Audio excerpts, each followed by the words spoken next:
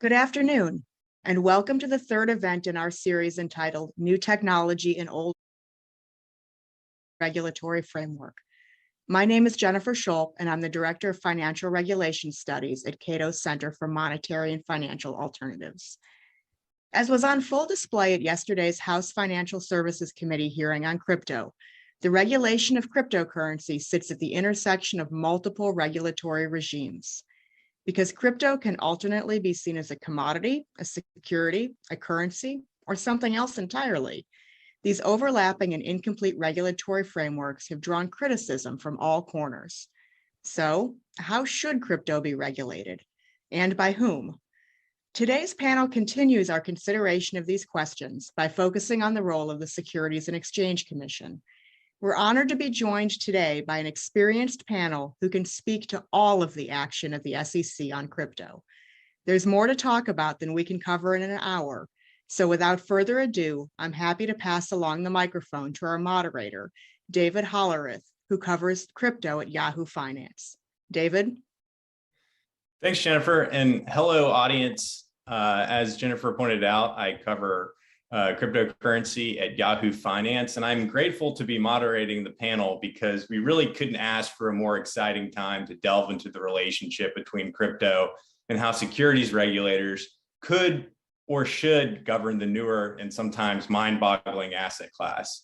So again, luckily, we're joined by a panel of legal practitioners and thinkers who are engaging with these same topics on a daily basis. So first, I want to welcome Carol Rose Goforth. Carol is a professor at the University of Arkansas School of Law. She has authored Regulation of Crypto Transactions, the first comprehensive textbook on the topic, and also serves as faculty member of the Blockchain Center of Excellence at the University of Arkansas's Walden College of Business. Next, we have Nick Losurdo. Nick advises financial institutions on legal, regulatory, and policy matters as a partner in the international law firm Goodwin Procter. In addition to advising clients in Goodwin's fintech, digital currency, and blockchain group, he also served as at the SEC as counsel to Commissioner Roishman.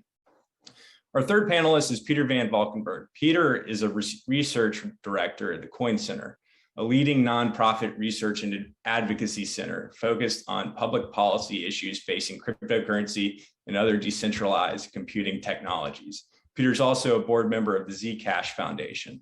And to start, we'll give each panelist an opportunity to deliver an opening statement on the matters at hand. We also encourage the audience to help. During the panel, you can submit questions through Twitter, Facebook, YouTube, and the Cato Institute's website using the hashtag CatoEcon. So for the opening statement, Carol, let's start with you. All right, thank you so much. It's a pleasure to be here. I'm thrilled to be talking about the SEC's role because I think the SEC, not just in the United States, but around the globe, is probably the most active, the most assertive in promoting the view that a lot of crypto assets are securities and need to be regulated as such. Unfortunately, in my opinion, they have done so without providing clear guidance as to why these things are securities. And while my personal view is that they are taking the approach that virtually every crypto asset is, I can't be sure of that because we have no definitive explanation of which assets are and which assets are not going to be securities. In addition to the issue of whether or not a particular crypto asset is a security, we have the incredibly problematic issue of how to regulate exchanges and how to handle the growing prominence of decentralized finance and crypto in that space. So I'm looking forward to an engaging discussion on the issue of where the SEC is going and where it needs to go. Thanks, Carol. And Peter?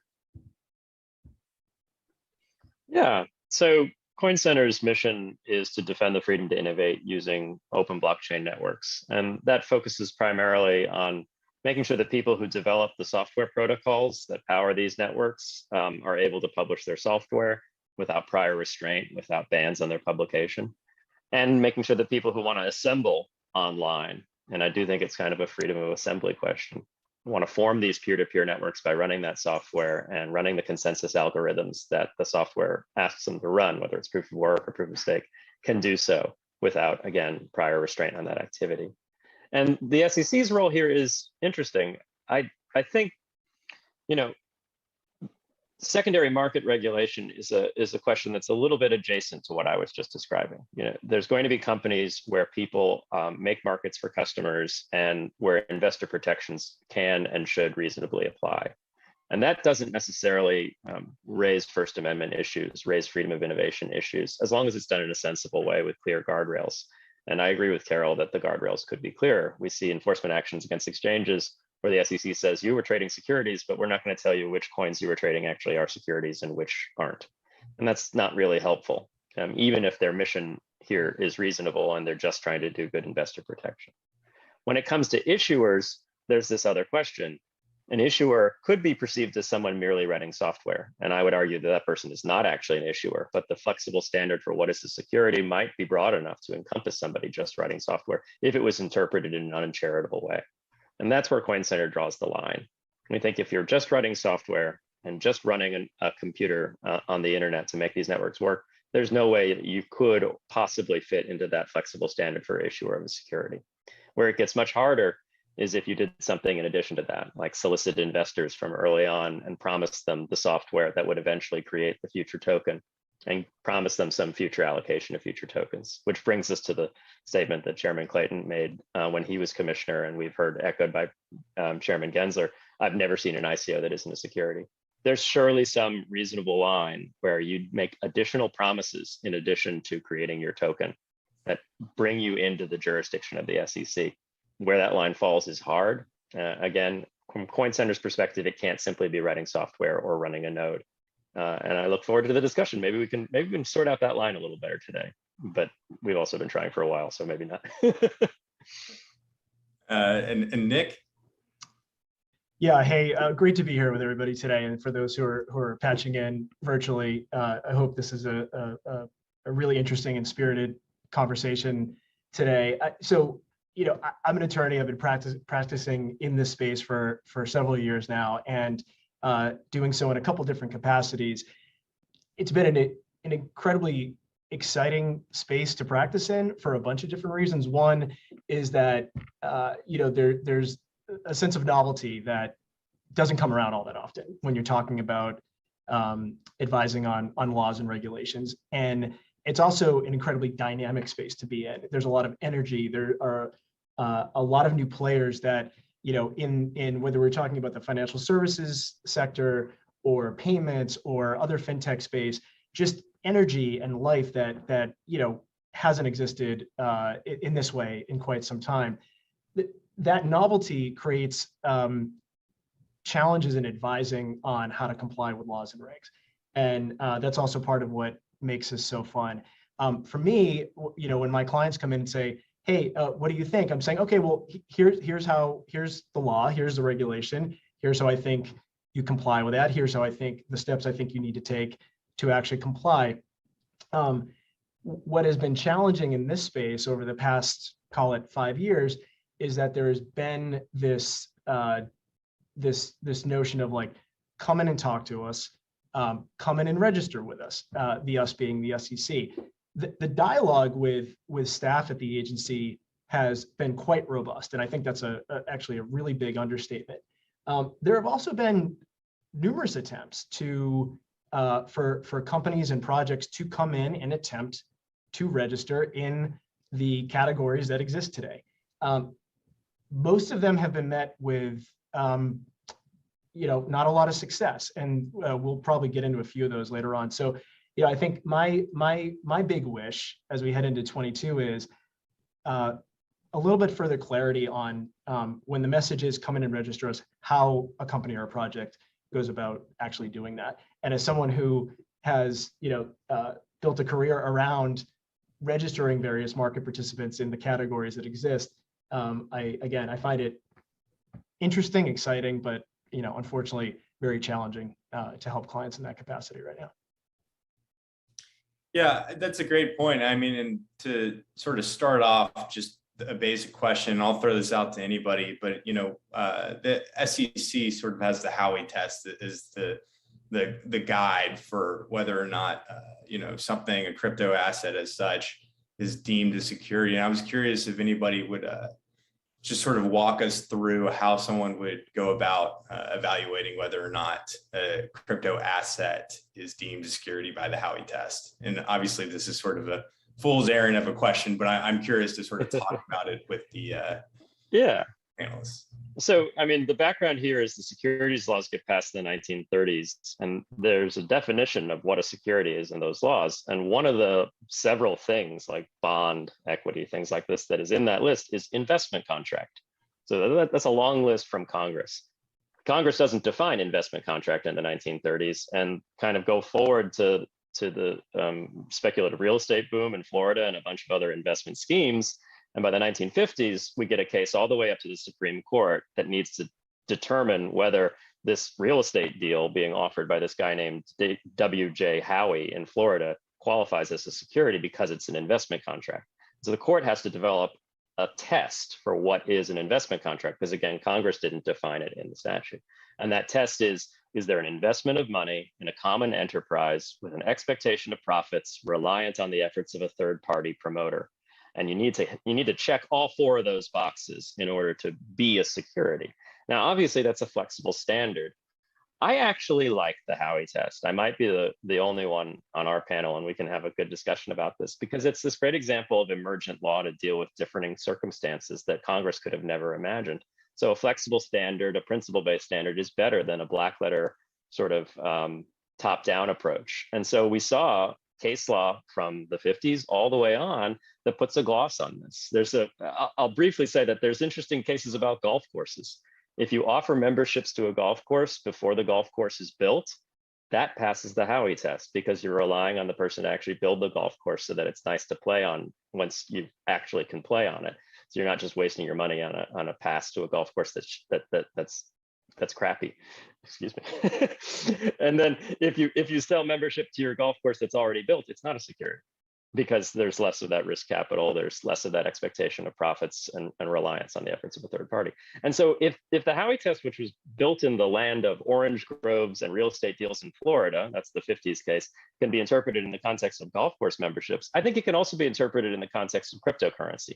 My problem with what's going on right now is that nobody ever goes to court and fights it out. The SEC would prefer to take parties down that they can easily settle with, get a settlement and get someone to apologize for doing what they do. Settlements don't leave legal precedents. They're not binding on anyone except the two parties that settle, the SEC and say Ether Delta, or the guy who developed Ether Delta. So we need the SEC to go after bigger parties who maybe they're afraid to go after because they know they'll fight it out in court and they'll have good lawyers and a lot of money to spend.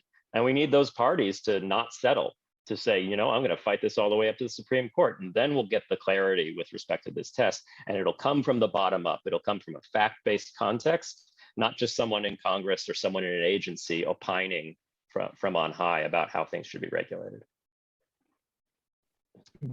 Peter, I think you raised two really good, really important points. One is clarity, and one is, the nature of how many SEC enforcement cases end up being finalized, and it's really through a settlement, often, right? Not all the time, and often those settlements are what we call, no admit, no denies, where there's no admission of fault. You don't get an opportunity to deny that you did anything wrong. There's a notion that the agency's willingness to accept, finalize these matters via these no admit, no denies without an admission of wrongdoing is going to start to be minimized, and that opportunity to do the no admit, no deny process will be a narrower path for a lot of registrants who come under scrutiny from the SEC. The other part that I think is really interesting is the clarity part. In the settlements that we have seen, at a minimum, I could say typically, but I may even be able to say almost all the time, those settlement orders don't actually identify which particular assets that the SEC thinks were actually securities. And so the industry is unable to really parse, well, okay, well, what do I make of this? I know we know that the SEC thinks that the action or the role that the particular party played was, violative of some law or regulation. But what about the particular instrument or asset that they've been dealing with? How are we to know whether we're doing something wrong? Because we don't know which assets the SEC thinks are in or on the other side are out. I was going to say that I actually also don't mind the Howie test. I think it's a very important to have in the laundry list of things that are securities, an open-ended category to catch new developments. What I mind is the uncertainty of how Howie applies to crypto assets, because the issues of, are we really expecting profits based on the efforts of other? Are we looking at the expectation of all of the purchasers? Are we looking at the possible partial motivation of some of the purchasers?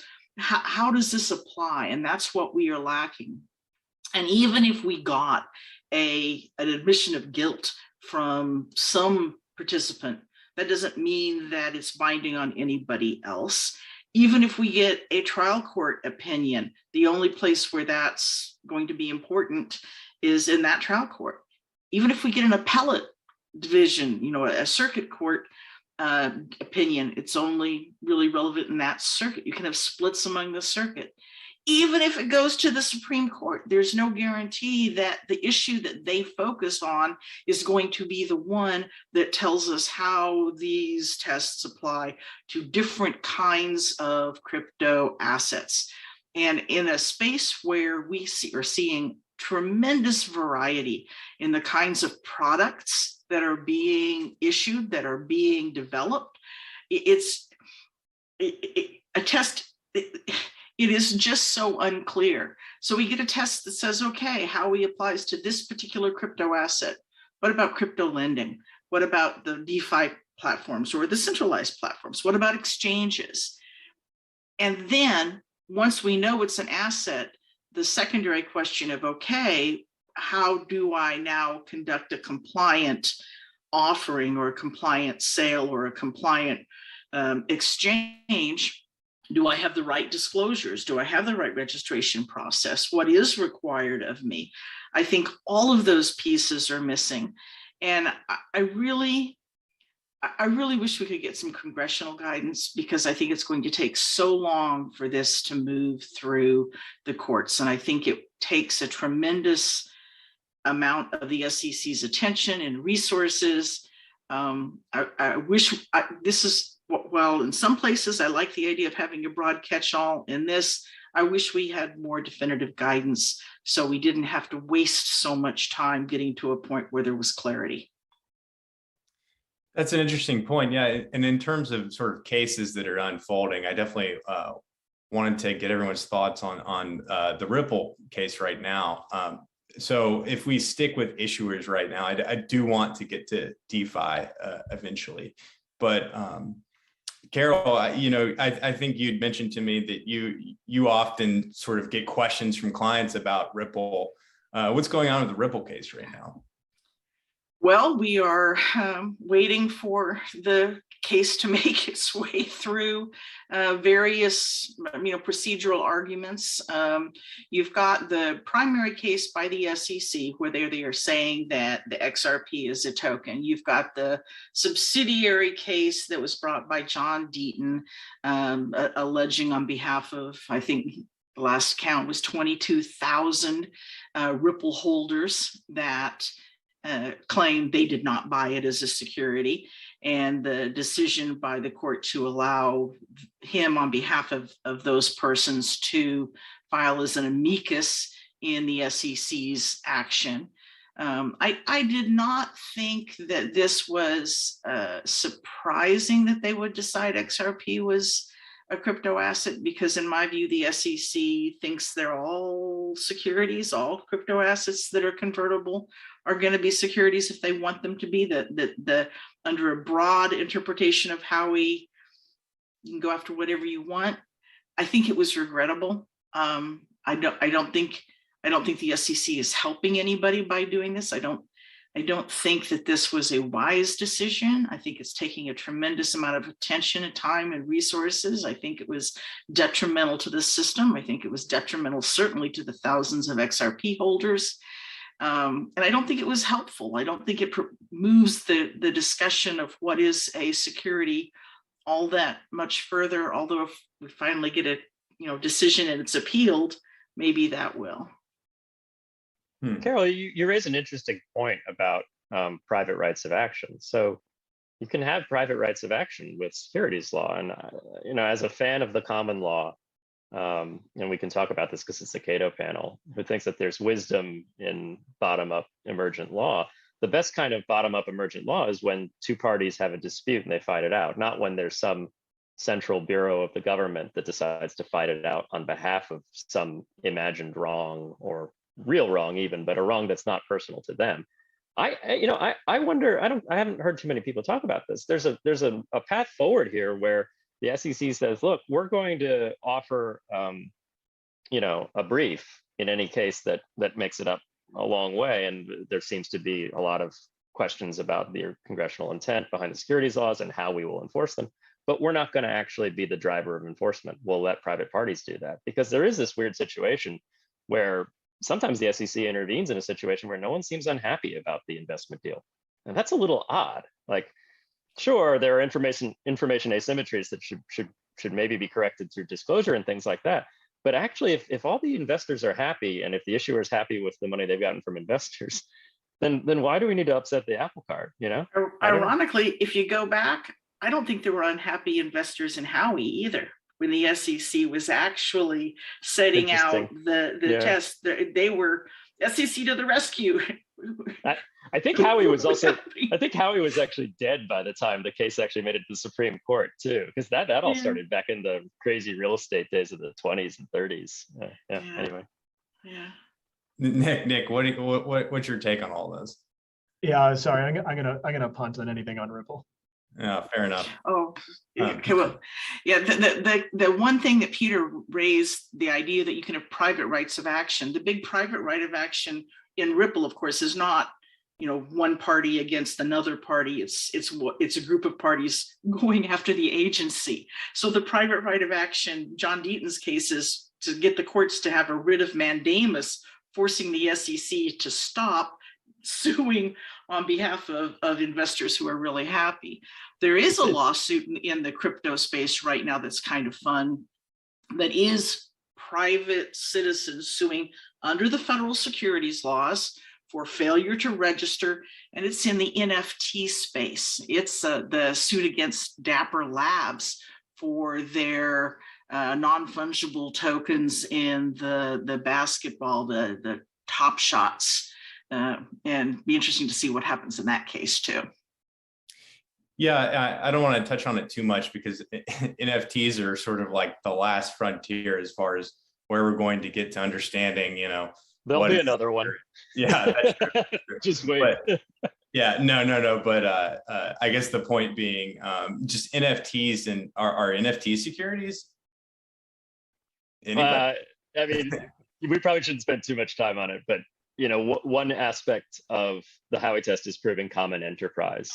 And an important part of that is that every investor's futures kind of rise and fall together along with the promoter. There's vertical commonality and horizontal, and we don't need to get into that. But the thing about NFTs is each one is putatively unique, in which case maybe you bought a CryptoKitty that breeds really well. I'm way behind on NFTs. I'm still with CryptoKitties. I'm sad. That breeds really well, and someone else has a CryptoKitty that doesn't breed at all. This is all quite weird, but their futures and my futures don't rise together necessarily. So it's going to be harder to prove commonality in the NFT space. And in the extreme example, where like a token is just one, there aren't several NFTs of a series. This is a token that represents ownership rights to this copy of the Constitution or something like that, to look at Constitution DAO. Then you're really talking about a token that's very much like fine art. It may not be fine in the eyes of a lot of folks, certainly not Brad Sherman, I'd say, but it's art. And so unless you're going to start arguing that like a Vermeer or a Mona Lisa is a security, it's going to be very difficult to argue that any particular random NFT is a security. And yeah, taking a step back, a few anonymous audience members have put out a question about whether or not crypto assets are commodities. And I thought this is an interesting point. And Bitcoin is sort of definitely a commodity from sort of like what I know. And I was curious about if anyone wanted to sort of talk about commodities and how they're sort of crypto assets are regulated by the CFTC and how that relates to the SEC's regulation. I'm happy to just jump in really quick. I mean, if you think about it at a high level, almost anything can be a commodity. And that creates some of the challenge is that you have, to some extent, you've got bifurcation between the two regulators, the two agencies in terms of who has jurisdiction over which particular asset or instrument. There can also be overlap. And so, the CFTC, absent fraud or retail lending doesn't have jurisdiction over spot commodity transactions.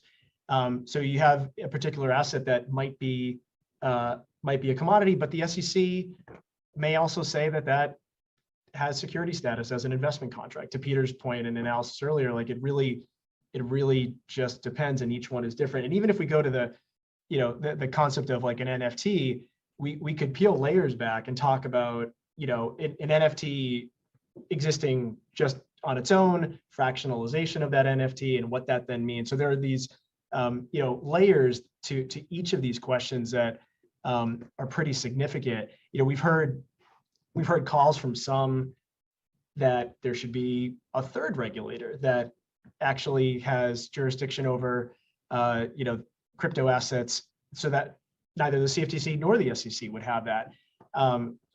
Many folks have shot that down as completely ludicrous, like we can't even get things straight as between the two that exist, let alone having a third. And when would that even happen? It's difficult to get any consensus on Capitol Hill on even some of the smallest issues. So yeah, I mean, look, it's tough. Clients come to us all the time and say, here's what we want to do. What is it? And oftentimes we cannot say definitively what something is. We can advise them on what it might be or what they might have to do to comply with applicable laws.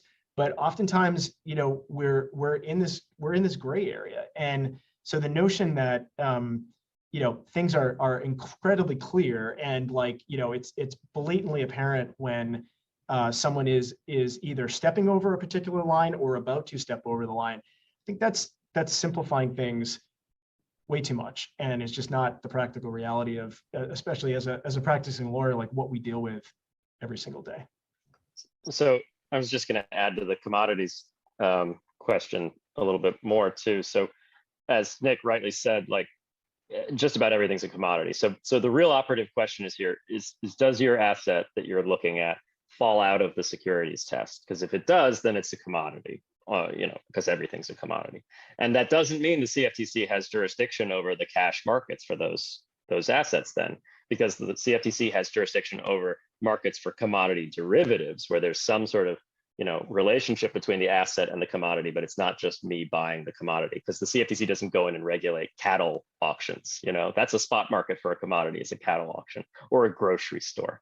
Now, the weirdness here is that unlike other commodities, Bitcoin as a digital commodity, because Bitcoin definitely falls out of the securities test, because who is the third party promoter of Bitcoin? There's just lots of people out there. There's no one who we're relying on. It's more like gold. There's a whole bunch of people in the gold industry and in the gold demand side, like scientific uses or jewelry uses, that determine the price of gold. It's not like a share of Apple stock where it's really Tim Cook and other promoters of Apple that determine the future price of Apple. So take that as a quick answer for why Bitcoin falls out of securities law and is more like gold, more like a commodity, where you just have this diffuse group of participants in the market that determine the price, not a promoter. So then that means it's a commodity, but that doesn't mean you get spot market supervision.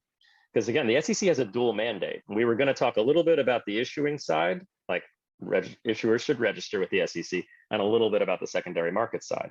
The CFTC doesn't do this secondary market regulation when it comes to just cash markets for commodities. So if your thing's not a security, even if it's trading on retail markets that have a lot of liquidity, like a securities market, it's not going to get regulated by the SEC because the securities exchanges are regulated by the SEC because they're trading securities. So we kind of have this gap where we say like, well, wait, these markets for things like Bitcoin, they're not securities, so they're not securities markets, but they've got a lot of retail investor exposure, a lot of liquidity, a lot of potential for manipulation.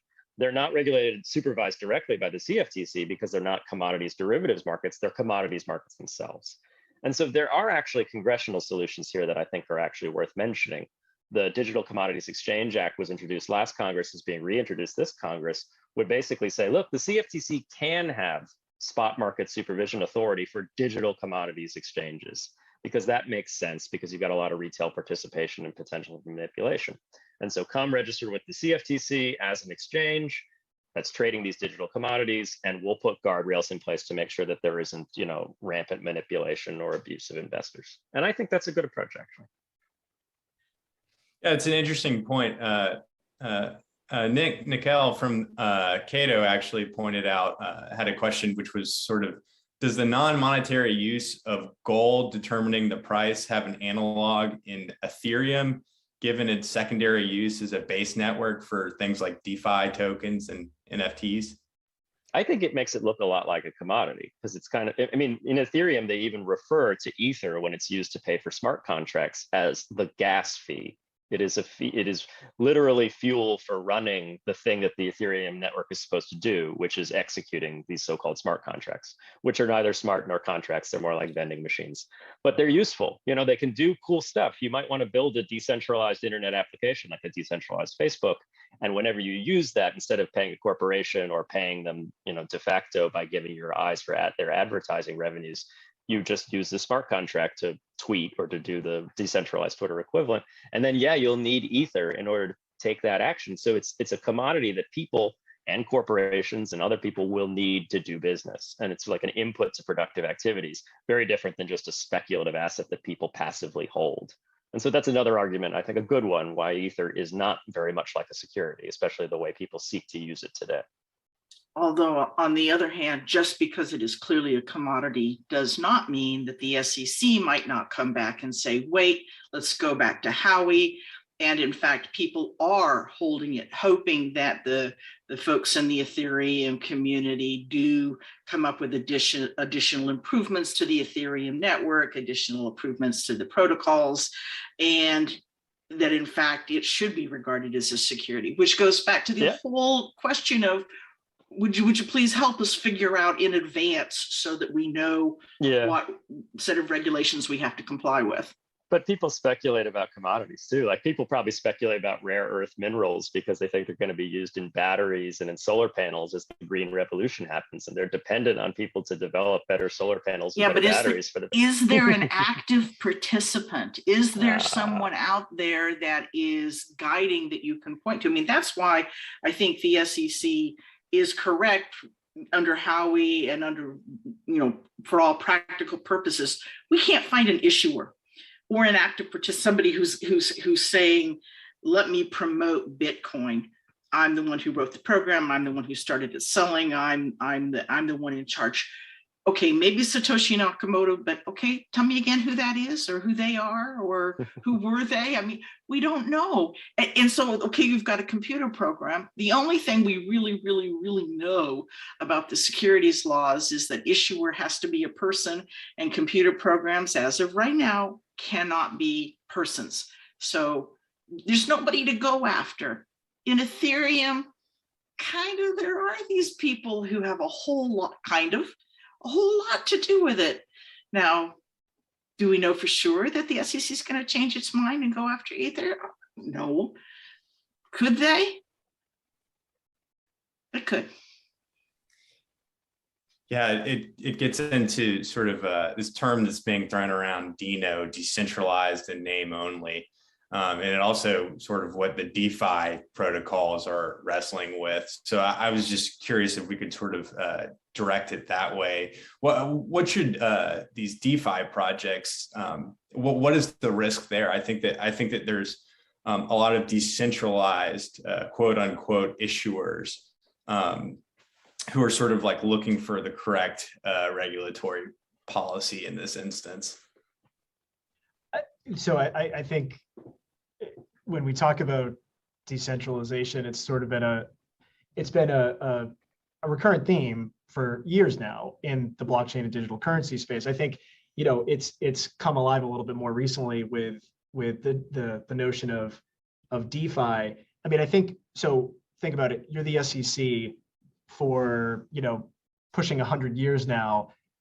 The entire notion of how you regulate is regulating a particular party or a group of individuals or some central player that is, you know, forming and operating an exchange or issuing securities or registering a fund, right? And in the blockchain space, with the notion of decentralization, that's not the case sometimes. And so I think there's a challenge that the regulators are having of sort of squaring the way their registration regime works today against you know, the emergence of decentralization. Now, the chairman of the SEC, Gary Gensler, has been using the notion of like this analogy of like the duck analogy. If I see a bird and I think it walks like a duck and it quacks like a duck, I call that bird a duck.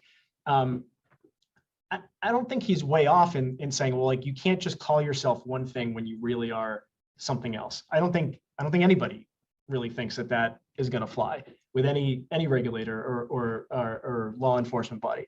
But if you really are not a duck, then you don't have to call yourself a duck, right? And so I think with decentralization, that is the big issue, is like whether or not, you know, is this really just code that's put out there and then you never touch it again?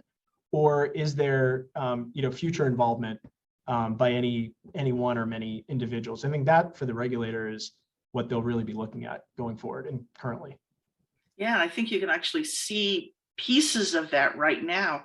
In the Ripple case, the SEC didn't just go after Ripple. They named the current and the former CEOs, you know, and that's kind of unusual, not unheard of, but unusual in the securities enforcement area. You see I know Peter started off by saying the problem from CoinCenter's point of view is, you know, this broad test of who is an issuer. If you look at our infrastructure bill, it's that horribly broad definition of who is a broker that becomes problematic, because a broker, if you are a broker of a security, you are prohibited from facilitating the transfer of securities unless they're registered. And broker in our Infrastructure Act is defined as anyone who assists in the promotion, distribution, sale of these digital assets. And that could include someone who writes the computer code. It could include the node that does the mining function, because without their services, you couldn't actually have the distribution, the issuance, the sale. And so you have these very broad enforcement mechanisms that developed in a more centralized context, but could easily be translated over to folks who operate, who assist, who work in the DeFi area. And if I was advising, you know, folks who were doing DeFi applications, you start taking a fee for assisting, for you come onto my platform and the protocol will match you up, you know, pay a fee to me and you can access this. Sort of not quite completely decentralized, but sort of decentralized. And if the SEC can find people to name, to identify, I'd be worried about their reach. So I wanted to make a small point about the infrastructure bill.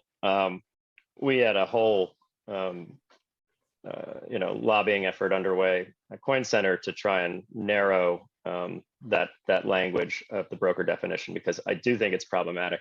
It's worth noting that the broker definition is mostly in the infrastructure bill about the tax law definition of broker, not the securities law definition of broker. So the collateral consequences of an overbroad definition in the infrastructure bill are not more securities regulation. There are more people who have to report from third-party reporting standards to the IRS what their customers are doing. And so if a miner now is treated as a broker, and we say that all the transactions the miner puts in a block are their customers' transactions, how could the miner possibly learn about the capital gains of those people? It makes absolutely no sense, and it's just a blunt instrument to do damage to this technology without actually increasing tax revenue or doing anything good in the world. But it's not quite related to securities law, but it very easily could be, Carol. I think you're right, because people see that and they see, oh, well, if that's a broker for tax purposes, that could be a broker for securities purposes as well. I think the other thing I wanted to mention is about, we've circled around this topic of how the SEC picks its targets for enforcement. And this kind of came up in the decentralized exchange context already, in the DeFi context already. The SEC, actually before going after anyone who was a centralized exchange like Poloniex, they went after Ether Delta. And they went after a specific guy, his name escapes me at the moment, who was one of the original software developers of the Ether Delta smart contract that allowed people to trade tokens on Ethereum through this smart contract. And he also operated a website that was sort of the front end of his tool. So he was, in a fundamental way, doing something more than just publishing code to the blockchain, but he's just operating a website, right? The weirdest thing about this enforcement action to me is he'd already sold Ether Delta, all the naming rights, the ability to operate the website, to somebody else. And so they found somebody who they could go after who actually has no control over the thing anymore. And they got him. They got him to settle and pay a settlement fine. And I don't know if he admitted guilt or not, to Nick's point earlier, but this is all kind of weird. It's like an effort to make some precedent and some law, even though settlements aren't precedential, that has really very little effect on the world, because Ether Delta was still a smart contract on the Ethereum blockchain that was processing transactions for years after the settlement.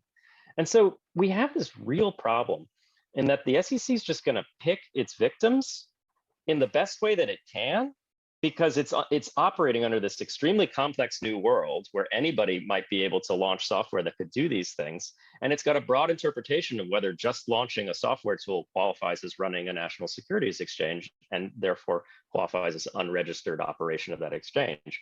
This reminds me of the 1990s for a couple of reasons. So in the 90s, there were these message boards where you could be hooked up with someone who wants to buy a share of stock that you own. Stock trading message boards. And they're kind of like Craigslist, which is just an information service provider, but they're also kind of like the NASDAQ or the New York Stock Exchange, because they're matching buyers and sellers. And the SEC actually gave a couple of no action letters back there that said some interesting things. They said some things like, you're not actually a national securities exchange if you're a message board and you charge a flat fee for membership. But if you charge a per transaction fee in order to post messages, buy and sell offers, then you are a securities exchange. And the no action letter, that's also not precedential, but we had this problem back then.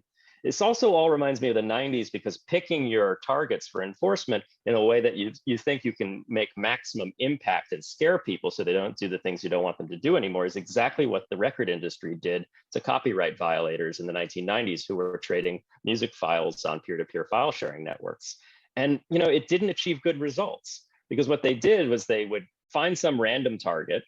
And in one case, it was a woman who filmed her child dancing to a piece of pop music that she didn't have a license for, and put that video, including the music in the background, up to YouTube. And she got sued for copyright infringement, as if people are going to listen to her YouTube video instead of the original song. And this would be bad enough. They tried to get $10 million in statutory damages from her. Why? I think the reason for this, and we were talking about this before we went live on the panel, and so I'll try and be brief because I know I'm going on here, is actually an economist, Gary Becker, who I wanted to bring up because this is a Cato event.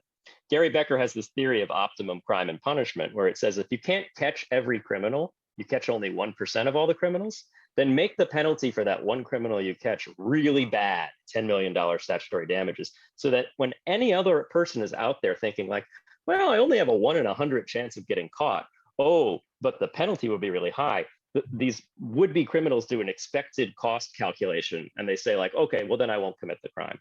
This is Gary Becker's theory. It's a good theory. It doesn't actually work. This is a good example, I think, of an economist who has a neat idea that's really cool to talk about in the abstract, but when you apply it to the real world, it's terrible. Why? Because people don't do good expected cost calculations. And so, the would-be criminal's not actually thinking about the likelihood of getting caught multiplied or divided by the size of the fine. And B, it erodes certainty in the rule of law, because you only see one random woman who videoed her child dancing to music get caught. And you don't see your other friend who's sharing thousands of like episodes of Friends and Seinfeld, and they're not getting caught. And it just makes you think that the whole system is bogus, and you shouldn't actually, you shouldn't pay it any mind. It's just stochastically random and abusive of your rights. This is what's going to happen if the SEC tries to run roughshod over the thousands of people developing, technologies on top of Ethereum or networks like it, and arbitrarily picks clients or picks targets and tries to scare everyone else with really big damages. It's just going to erode certainty in this space and do harm. I think we need to think much more carefully about the narrow set of actors who really do fit these definitions, rather than trying to squeeze everyone into that bucket because we're afraid that people are doing crazy things on the internet. Peter, I don't want to put words in your mouth. I don't think you're suggesting, though, that the SEC literally go after everyone. I think you're making the point that, the process by which they're doing so doesn't seem to make a lot of sense in sort of like, maybe not randomly, but kind of randomly picking who they think are the winners or losers. And again, not trying to put words in your mouth, but from my view, when I think about having spent a little bit of time at the SEC, the notion of good government. And to me, in this context, good government would be something to the effect of, if you, the SEC, think a particular asset is a security, let that be known. Don't keep that a guarded secret within the walls over at F Street next to Union Station. Like, let people know. And there will be effects where, particular assets that are out there trading on secondary markets might crash, right? The price might crash if people think, well, I'm no longer going to be able to have liquidity in that asset. But that's the other notion here, is that like years have gone by without these proclamations, without guidance saying, we think this and this and this, and all of these are securities. It's almost like, in a way, like estoppel through silence, right? Like if you're not going to tell us that something is, I don't want to say bad, but like a security in your mind, well, if we run an analysis and don't think that it is, it's kind of like the notion of like turning right on red. If it doesn't say you can't turn right on red, you get to turn right on red, at least in Massachusetts. We have a lot of rules for a lot of things here, but like I can turn right on red if it doesn't say I can't. If I've run an analysis and I don't think something is a security, and the SEC hasn't told me, I shouldn't get destroyed for that because maybe I ran the analysis wrong in the agency's mind. Yeah, I think that's right. And there's a few good pieces of legislation that I'd bring up in this context that are worth mentioning. We either need to create safe harbors for people who are trying to do the right thing and know that there's no way that the SEC will be able to come out and give clarity to each person in each fact pattern. And one good approach there was originally proposed by Commissioner Peirce at the SEC as a safe harbor for developers of these new tokens. For 3 years after you do some limited disclosures related to your technology, you are guaranteed not to have an enforcement action against you if you're making credible steps towards being a decentralized token. In other words, yeah, you developed the original software, but now there are other people developing it. Now it's running as a network. You're guaranteed not to have an enforcement action in that window. That provides a little bit of safe zone for people, which reminds me a lot of the safe harbors that were there in the early internet days, when there were lots of unclear rules about, say, copyright liability or defamation liability for third parties. And so that is now a piece of legislation that Congressman McHenry introduced, and I think it's definitely worth considering. Congress has trouble getting anything passed these days, but it's a good piece of legislation. And there's other pieces of legislation that try and set slightly more closely written language. Representative Emmer has the Securities Clarity Act, which tries to tighten up the definition. So it's still a little bit flexible, because to Carol's point, we need flexible standards to catch like scams that are sort of just masquerading as something that's not a security, but it tightens it up with respect to the technology. And there's other approaches that do exactly what you were saying, Nick, where we sort of maybe we should switch the default rule, so that if the SEC doesn't come out within a certain amount of time and say something, then it is not a security. Right now, we have the inverse for the default rule. Everything's a security until the SEC says it isn't, and the SEC is never in the business of saying that anything isn't a security. And that's kind of a problem. I thought that a different approach might be to put in there a statute of limitations, because right now there's no limit on how long the SEC can wait to bring an action. There is for private rights of action, but the SEC, Ripple, can wait, 7, 8 years after the tokens are first sold and then go after you. And I would like to see that. Honestly, what I'd really like to see, I'm fine with a very, very, very broad definition of what is crypto, so long as there are reasonable exemptions. And the focus of the SEC is where I think it ought to be, which is on the fraud, the manipulation, the misconduct. I think the economic studies that I've seen say the biggest positive impact from SEC enforcement here and around the world where folks copy our actions is in anti-fraud initiatives. So I'm all in favor of a very activist approach there, and much more in favor of reasonable exemptions or limited approaches when it's just register this darn thing. And we're sort of coming on time. We've got about 10 minutes left. So I just sort of wanted to do concluding remarks, if that makes sense. And just real quick, I'm just curious, sort of thinking in the future, thinking for the next couple of years, what everybody thinks is sort of like a blue sky expectation for what happens versus what's more of a realistic thing to happen. And if we want to game out sort of like whether or not crypto assets will be regulated as securities going forward. I would love to see Congress do something, almost anything. I don't think a legislative response is particularly likely given how slow they are to act. And if there is a legislative response, I bet it'll be a small one. So I guess, the blue sky, yeah, pass a restricted definition, pass a statute telling the SEC that it's got to have the 3-year safe harbor that was Commissioner Peirce's original proposal. Those would be great. I don't think that's going to happen. So I think more realistically is we will finally at some point find some court that reaches a decision. And I think in 2 years, we'll be in the appellate process. Still working on what is a security under Howie. So as somebody who used to come to Cato panels eagerly and like ready-faced, wanting to ask like daring questions and then not getting called on, when I was an econ student at George Mason many, many years ago, I wanted to, for closing statement, just offer to any students who are watching, like, get involved here. This is an area where we need even more good legal research and economic research.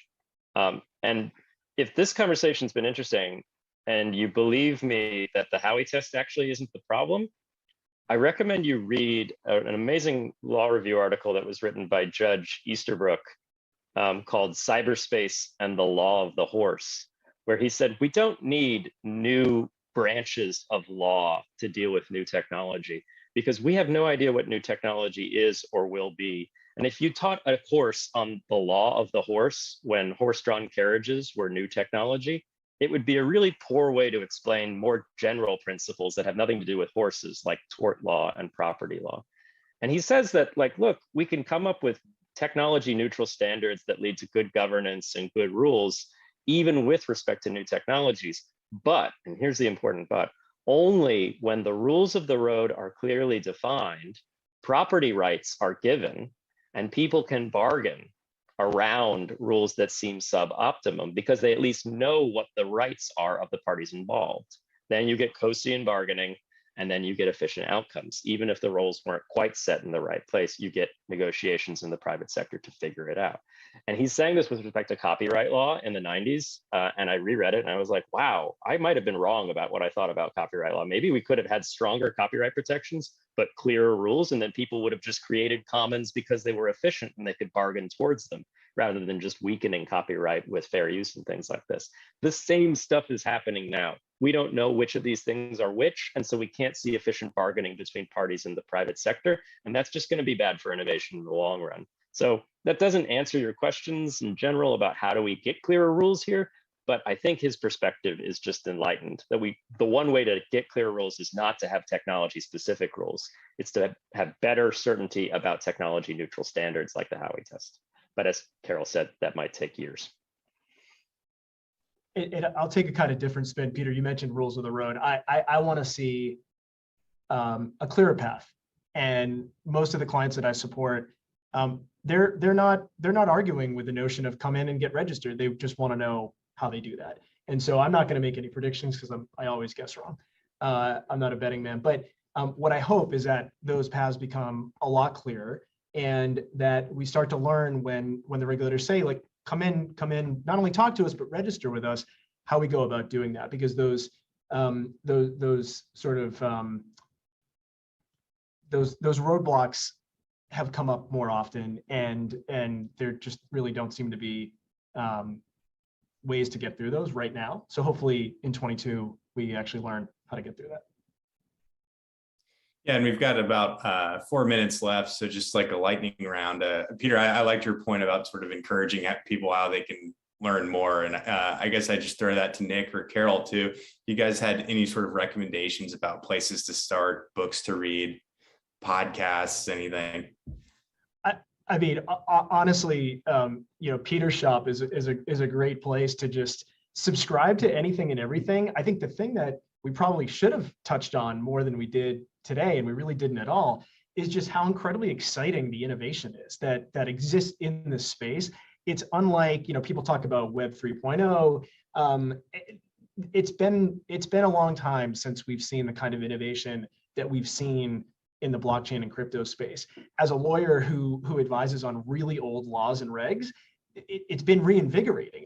I still advise on those same old laws and regs, but I'm applying them to this whole new space that didn't exist from kind of a sort of formalized legal standpoint 5, 6, 7 years ago. So it's been incredibly exciting. I would just say, be a sponge, like absorb anything and everything you possibly can, and reach out to people. When you see someone that is maybe doing interesting and creative things, most people in this space are really, really giving of their time and their experience and their insight.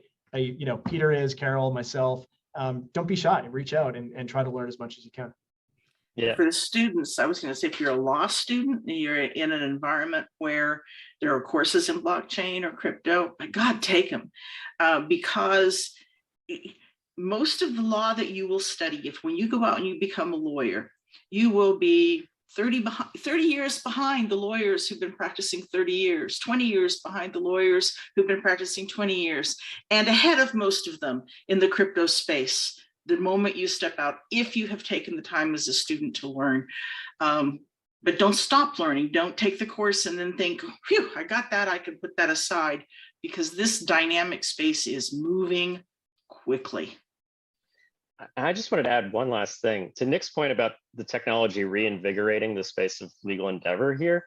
I think sometimes people come to this space and they make a slight mistake. They say, this technology needs to be regulated differently, when maybe the technology is just revealing issues with how things were regulated before when they're done using the technology. So it's not the technology. It's that actually when people became interested, young people, especially vibrant people, became interested in investing in things, they realized that there's this accredited investor rule that doesn't give them access to a lot of unique products. And that was an investor protection protocol that was put in place that said, if there's no registration at the SEC, you have to be a millionaire in order to buy this thing.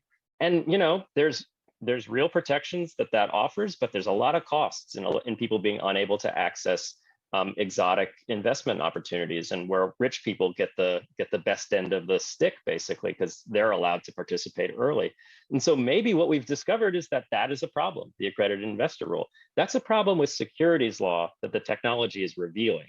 That's not a problem about the law not applying well to technology. It's that the law in its foundation was actually wrong, and nobody noticed until the technology came along and made people interested in those harder questions of things like investor protection. Well, thanks everybody. That's a great way to end it. And Jennifer.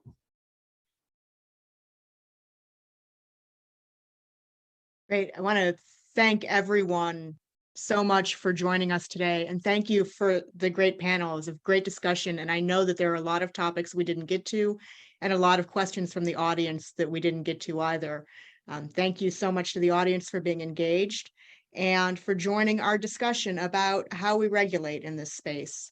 If you missed our discussions about the CFTC and banking regulators, you can check out the recordings, which are available on Cato's website.